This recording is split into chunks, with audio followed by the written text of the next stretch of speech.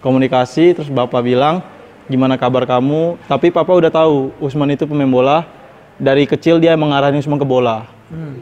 Dia ngarahin Usman ke bola, terus papa tanya apa kamu masih jadi pemain bola katanya. Terus Usman bilang, emang saya bakal jadi pemain bola, emang ini cita-cita saya dari kecil.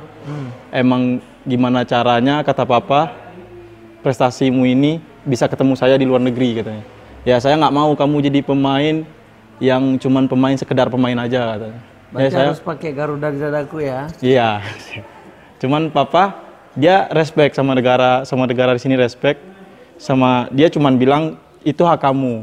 Itu hak kamu milih katanya. Kalau kamu mau milih apa, itu hak kamu. Berarti Usman boleh milih Mali Masih bisa milih dia. Sebelum Usman terikat sama, misalnya Usman main di timnas baru terikat, baru bisa. Sekarang masih bisa milih katanya. Tapi dia bilang kalau emang nggak ada negara, kenapa kamu nggak bisa masuk timnas Indonesia katanya. Ya. Sedangkan papa tahu orang karakter Marli itu kayak gimana bermain katanya. Ya mungkin belum rezekinya, soalnya Usman dulu tinggal di kampung ya kan, tinggal di kampung sempat mama, jadi pantauan itu nggak ada sampai ke sana gitu ya kan.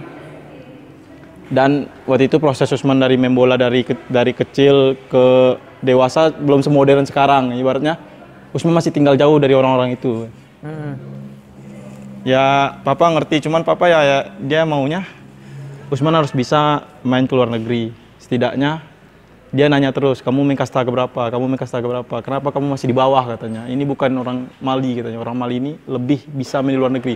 Kamu contoh Ousmane Dembélé, main di mana? Di Barca katanya. Kamu contoh Kante.